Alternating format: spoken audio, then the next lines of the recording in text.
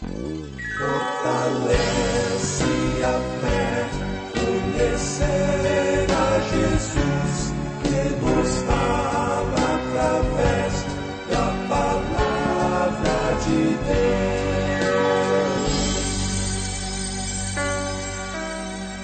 Apresentamos Através da Bíblia, o programa que leva você ao estudo sistemático e detalhado do livro dos livros, a Palavra de Deus. Este projeto, que tem como objetivo estudar toda a Bíblia Sagrada em 5 anos, foi idealizado pelo Dr. J. Vernon McGee. Os estudos são produzidos, contextualizados e apresentados pelo pastor e professor Itamir Neves. Convidamos você, ouvinte, a acompanhar esta jornada através da Bíblia. Olá, amigo, estamos iniciando mais um programa da série Através da Bíblia. Você que tem nos acompanhado sabe que temos seguido adiante com o nosso projeto de estudar toda a Palavra de Deus, publicando também os comentários que fazemos a partir dos nossos estudos. Fazemos isso porque o Senhor tem nos chamado para proclamar a sua palavra com integridade, com fidelidade. E, graças a Deus também, porque vocês também têm compartilhado, vocês têm escrito, telefonado, compartilhando sobre a possibilidade de termos um programa que tem estudado coerentemente a palavra de Deus. As correspondências que vocês nos enviam demonstram esse cuidado, esse carinho cristão que nós temos na família de Deus. E eu quero incentivá-lo a nos escrever sobre as suas boas experiências no estudo da palavra de Deus.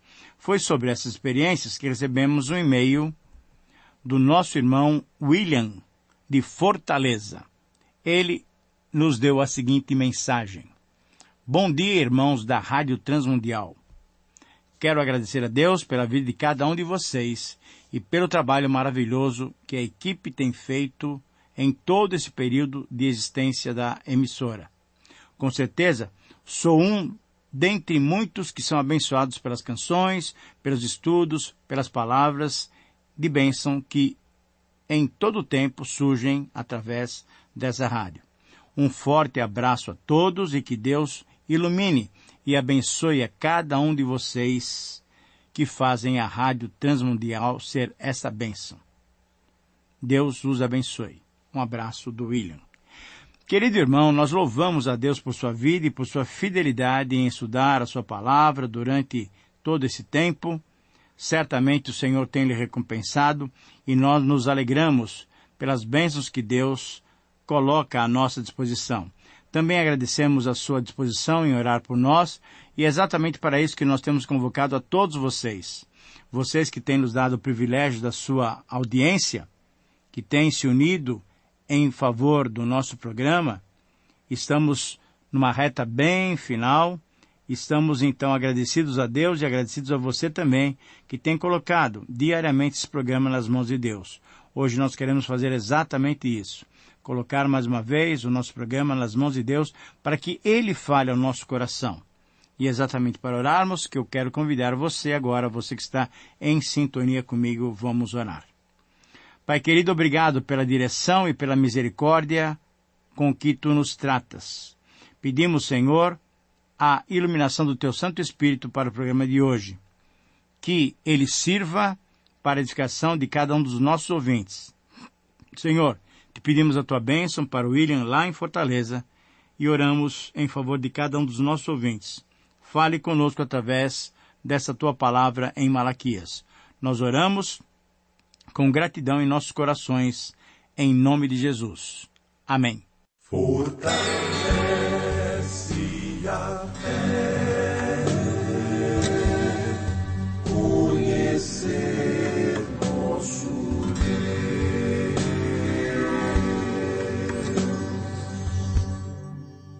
Querido amigo, hoje temos como alvo concluirmos o estudo do capítulo 2 e iniciarmos o estudo do capítulo 3. Nós vamos estudar Malaquias 2, 17 até 3, 5. Eu leio para você, logo no início do programa, o versículo 17, para que nós tenhamos uma ideia do que vamos tratar. Enfadais o Senhor com as vossas palavras, e ainda dizeis, em que o enfadamos? Nisso que pensais, qualquer que faz o mal passa por bom aos olhos do Senhor, e desses é que ele se agrada. Ou, onde está o Deus do juízo? Malaquias 2,17. Querido amigo, essa era a situação do povo de Deus diante do Senhor, até ao cultuá-lo. Haviam dúvidas, haviam incertezas. Mas vamos relembrar algumas coisas. Malaquias profetizou cerca de 445 a 432 a.C., durante o tempo descrito também nos livros de Esdras e Neemias. Nós já nos referimos a esses livros. Depois do retorno do cativeiro babilônico, como fora profetizado séculos antes, tanto por Isaías como por Jeremias, o povo tinha ficado espiritualmente fraco e tolerante. Você se lembra bem que, durante a volta para Jerusalém, o que Deus esperava era que rapidamente eles reconstruíssem o templo, mas o que fizeram? Diante de alguma oposição dos samaritanos, eles pararam a obra durante 16 anos, e assim Deus teve que levantar Ageu e Zacarias para fazê-los voltar ao trabalho. Estavam construindo suas casas, lindas casas, mas o templo mesmo estava em ruína. Agora, depois do templo reconstruído, um século depois praticamente, estava acontecendo novamente problemas.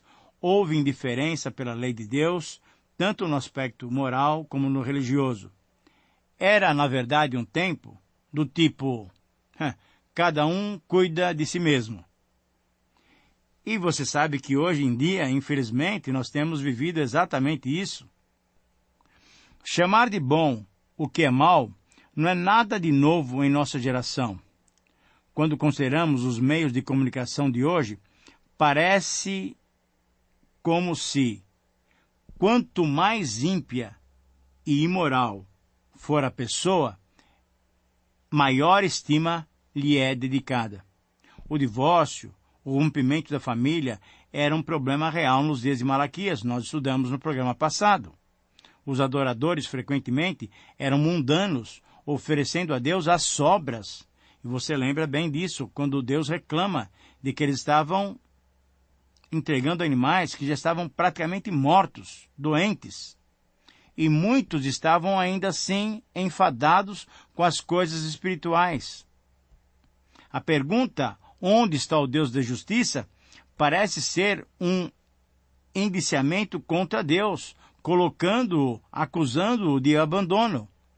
Curioso que quando aqueles que negligenciavam Deus sofriam as consequências dos seus próprios atos, eram bem rápidos em culpar a Deus.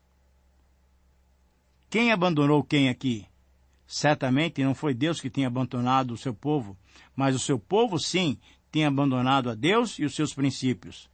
A resposta correta é a mesma de hoje, que era também nos dias de Malaquias. Nós temos abandonado o Senhor. No capítulo seguinte, então, Deus nos dá uma resposta. De onde está o seu Deus? De onde está o Deus da justiça? E a resposta é alguma coisa sensacional. O Senhor, então, responde dizendo, o que vocês estão querendo? Bem, olha só, eu estou chegando pessoalmente. Eu vou caminhar por suas ruas, vou trazer pureza e verdade, vou visitar o meu templo e eu vou julgar. Sabe que o Senhor estava falando que ele viria, ele estaria vindo na figura do Messias. Mas primeiro, eu enviarei o meu mensageiro antes de mim, para que venha e limpe o caminho, para que eu possa chegar. Querido amigo, esta é a mensagem essencial de Malaquias, capítulo 3, 1 a 5. No Novo Testamento, encontramos o seu cumprimento na pessoa do nosso Senhor e Salvador Jesus Cristo, que verdadeiramente veio desse modo. Ele veio como Messias. Ele é o mensageiro do Senhor. E aí, então, o Senhor, nessa profecia de Malaquias, diz que enviará um mensageiro que vai preparar o caminho. Eu leio para você agora o versículo 1. Eis que eu envio o meu mensageiro que preparará o caminho diante de mim. De repente virá ao seu templo o Senhor, a quem vós buscais, o anjo da aliança a quem vós desejais. Eis que ele vem, diz o Senhor dos Exércitos. Conquanto o Senhor virá ao seu templo, subitamente, não seria sem anúncio. Primeiro, ele seria anunciado pelo seu mensageiro, isso é, o precursor. O Novo Testamento diz que o nome desse mensageiro era João, que pregava e batizava no deserto, anunciando o quê? A vinda do Messias e o seu reino. E João, o Batista, exortava a todos que se arrependessem e se preparassem para esse encontro com o Messias. Isaías também tinha previsto isso lá há 2 séculos atrás, em Isaías 40, 3 e 5, pelo menos 2 séculos e meio atrás, Isaías tinha dito exatamente isso, que o Messias viria. O Evangelho, querido amigo, anuncia que ambas essas antigas profecias foram cumpridas por João Batista. Veja lá em Mateus 3:3 e confira também em Mateus 11:10 e 11. O Messias também é descrito por Malaquias como o mensageiro da aliança. Então agora já não estamos mais falando sobre o precursor, mas agora sobre o Messias, mensageiro da aliança. Esta é certamente uma boa descrição daquele que nos trouxe a aliança da promessa, a nova aliança. Nesses últimos dias, Deus realmente nos falou através do seu Filho. Lembre-se dessas palavras em Hebreus capítulo 1, versículos 1 e 2. O Senhor, o Messias, visitaria e visitou o seu templo. De repente, diz então Malaquias, virá ao seu templo o Senhor, a quem vós buscais. Malaquias 3:1.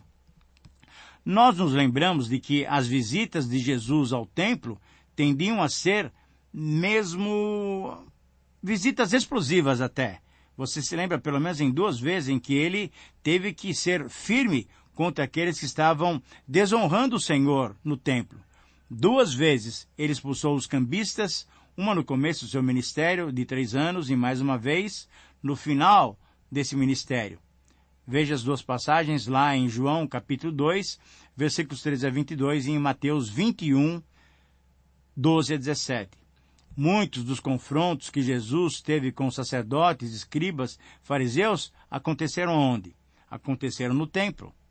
Próximo do final do seu ministério, nos pátios do templo, Jesus dirigiu sua mais forte repreensão a eles, chamando-os de hipócritas, raça de víboras, chamando-os de sepulcros caiados. Por quê? Eles eram orgulhosos, eles exaltavam a si mesmos, eram desonestos, corruptos interna e externamente, e rejeitavam a verdade. Essas acusações todas do Senhor Jesus aparecem em todo o capítulo 23 do livro de Mateus. Pouco tempo depois disso, Jesus chorou pela destruição de Jerusalém que se aproximava. E ele predisse a destruição desse templo pelos romanos. Veja lá em Mateus 24, 1 e 2. Isso foi cumprido dentro daquela geração, exatamente como Jesus tinha dito. Mas Jesus construiu um outro templo. E este é o templo que Ageu profetizou. A glória do segundo templo seria bem maior, bem melhor, bem mais majestosa do que a glória do primeiro templo. Jesus construiu então esse novo templo, agora um templo espiritual. Nós, eu e você, nós, seu povo, somos o templo de Deus quando Ele habita em nossos corações pela fé. O Evangelho é purificador. E por isso mesmo Malaquias, há muito tempo antes do Senhor Jesus, Malaquias profere essas palavras. O Messias se assentará como derretedor e purificador de prata.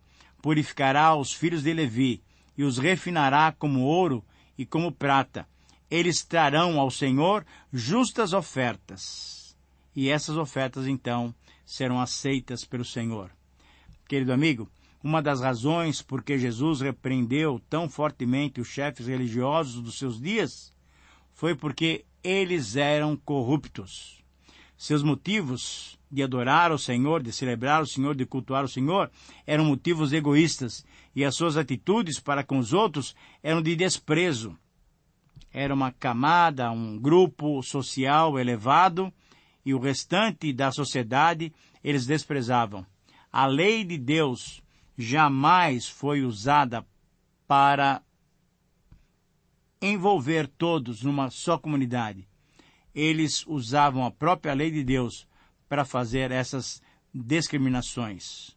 A lei de Deus jamais foi para ser usada do modo como os fariseus, os escribas e os sacerdotes a estavam usando. João, então, apaixonadamente exortou o povo a mudar a sua maneira de agir. João o Batista. Jesus continuou nesse mesmo tema, ressaltando não somente a pureza da ação, mas também a pureza da motivação, a pureza do pensamento. Você se lembra bem do Sermão do Monte? Ouvistes o que foi dito, eu, porém, vos digo. Durante 6 vezes o Senhor foi ilustrando essa situação, mostrando que o que Deus realmente estava interessado era na vida interior, na motivação daquele que o adorasse. E quem pode esquecer a principal afirmação da história sobre o valor da verdade? Conhecereis a verdade, e a verdade vos libertará. Para a purificação acontecer, é preciso haver limpeza. É preciso haver até divisão. E Jesus tem advertido os seus discípulos. Aqueles que fazem o mal odeiam a luz. Daquele dia até hoje, o mundo não se esconde. Porque a luz revela. Mas andar na luz com Jesus é melhor do que andar com o mundo em trevas, pois andar com Jesus leva ao lar celeste, mas andar com o mundo leva à ruína. Então, Malaquias conclui lá no versículo 4 dizendo: a oferta de Judá e de Jerusalém será agradável ao Senhor. E no versículo 5, Malaquias também promete antecipadamente com as palavras do Senhor: chegar-me-ei a vós outros para juízo. Serei testemunha veloz contra os feiticeiros, contra os adúlteros e aqueles que não me temem, diz o Senhor dos Exércitos. Malaquias 3, 4 e 5. Querido amigo, a missão de Jesus não foi julgar o mundo, mas salvá-lo. Contudo, o julgamento e a condenação se tornaram uma consequência da não aceitação da sua salvação. A Jerusalém física seria destruída por sua recusa ao Messias. Jesus, na verdade, pronunciou palavras terríveis como consequência sobre a infidelidade dos fariseus. Eles eram obstinados. Várias das suas parábolas tratavam do fato de que Deus rejeitaria a nação incrédula. Mas o julgamento final está reservado para o dia final. A palavra que Jesus falou será o padrão para o julgamento. Então, podemos, observando esse texto, tratar com ele com o seguinte título: As ações de Deus em nosso favor. Mesmo diante das várias perguntas, mesmo diante dos vários questionamentos, nós podemos responder, e o que Malaquias apresenta aqui para nós é exatamente isso: as ações de Deus em nosso favor. Querido amigo, iniciamos então essa terceira parte do esboço de Malaquias, que denominamos a degradação social, que vai exatamente de Malaquias 2:17 até 3:5. O contexto é da ordem social. Na verdade, a situação de Israel era de desordem social. E com isso surgiram então dúvidas em relação à justiça divina. Surgiram questionamentos sobre a necessidade de se manter uma vida reta, uma vida justa. A palavra de Deus, através de Malaquias, então foi dirigida de uma forma enfática, prometendo a sua vinda para o estabelecimento da justiça tão ansiada. E diante dessa promessa, esperava-se a instalação de um tempo de justiça e equidade. Os judeus então foram adquirindo durante o exílio, e logo depois dele, um conceito particular relativo à esperança messiânica. Nós já nos referimos a esse tema. Na verdade, eles esperavam que o Messias traria um juízo divino contra as nações inimigas. Porém, a mensagem profética diz que na sua vinda esse juízo começaria pelo próprio povo de Deus. E aí nos lembramos da passagem em que Pedro também faz essa mesma afirmação. 1 Pedro 4,17, que eu leio para você exatamente agora. Porque a ocasião de começar o juízo pela casa de Deus é chegada. Ora, se primeiro vem por nós, qual será o fim daqueles que não obedecem ao Evangelho de Deus? Sim, querido amigo, o juízo de Deus vai começar pela sua família, pelo seu povo, pela sua igreja. Vai começar pela sua própria casa. Deus não desconhecia que as nações que viviam ao redor de Israel não lhe agradavam, mas Deus também sabia que em Israel havia falta de justiça e que muitos tentavam encobrir tal fato através de ofertas e cultos que ele definia como hipócritas e falsos. Muitas vezes, nós também nos irritamos com a prosperidade, com o sucesso dos injustos e as dificuldades pelas quais passam os filhos de Deus. Por vezes até descrevemos que Deus é injusto e pensamos que Ele não está atento aos nossos sofrimentos. Mas Deus promete que na sua vinda Ele vai promover a justiça de tal maneira que todos os que o temem, cujo culto e a vida antes eram rejeitados, eles serão aceitos por Ele mesmo. Portanto, nesse trecho de Malaquias, nós temos a seguinte mensagem. Mesmo quando não percebemos, Deus age em favor do seu povo. Eu repito, esse é o princípio que esses versículos importantes nos trazem. Mesmo quando não percebemos, Deus age em favor do seu povo. E nesses versículos encontramos 3 ações de Deus em benefício do seu próprio povo. A primeira ação que traz o benefício de Deus é que Ele escuta os nossos questionamentos. E a pergunta que podemos fazer, então, é, será que Deus está enganado? Será que Deus está errado? Será que Deus está esquecido? Não, não. Deus não está esquecido. Aquele que faz o mal passa por bom aos olhos do Senhor? Não. Deus está vendo tudo isso. É desses ímpios e injustos que Ele se agrada? Não. Deus está vendo tudo isso. Mas onde está o Deus do juízo? O Senhor está cansado de tantas perguntas. Deus se cansa da nossa incredulidade, das nossas dúvidas. Queremos sua justiça sobre os outros, mas esquecemos de que Ele vai nos julgar em primeiro lugar. A segunda ação de Deus, em nosso benefício, é que Ele encaminha a sua solução. Versículos 1 a 4 do capítulo 3 mostra exatamente isso que nós já descrevemos. Deus enviaria o Messias, mas antes do Messias, Deus enviaria aquele que prepararia o caminho do Messias.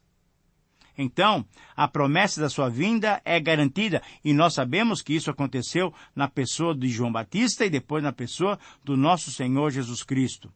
O procedimento daquele que viria seria também algo sensacional, e o que ele fez foi isso, uma oferta sensacional da sua vida. Deu a sua própria vida em favor daqueles que crescem nele.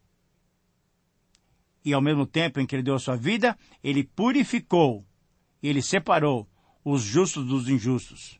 E a terceira ação beneficiadora de Deus é que ele executa o seu juízo. Veja o versículo 5. Chegar-me-ei a vós outros para juízo. E como nós já mencionamos, quem está na luz do Senhor Jesus, anda com ele e prefere ficar na luz para que as suas obras resplandeçam. Quem está longe do Senhor, procura ficar nas trevas, para que as suas obras não sejam reveladas. Mas o fato é que quando o Senhor Jesus veio, revelou essas obras más, e quando Ele voltar, vai revelá-las ainda mais. Hoje ainda, Ele está vendo o nosso coração, porque Ele sonda o nosso interior. Muitas vezes, pessoas e ditos crentes, ditos cristãos, mostram apenas o exterior, mas Deus conhece o nosso interior. Querido amigo, ao concluirmos essa nossa palavra, eu peço a Deus, eu oro a Deus, que lhe dê inteireza, integridade na sua vida de adoração ao Senhor. O Senhor conhece o nosso coração e Ele somente vai aceitar o culto que é honesto, verdadeiro e íntegro. Que o Senhor te abençoe. Um grande abraço e até o próximo programa. Terminamos mais uma apresentação do programa Através da Bíblia. Esperamos que você nos escreva, dando a sua opinião sobre o que ouviu. O nosso endereço é Caixa Postal 18.113, CEP 04626-970, São Paulo, São Paulo. Ou pelo e-mail através da Bíblia @transmundial.com.br. Este programa foi produzido nos estúdios da Transmundial. Meu pecado sei, expirou na cruz, e por graça sem igual, salvou-me meu Jesus.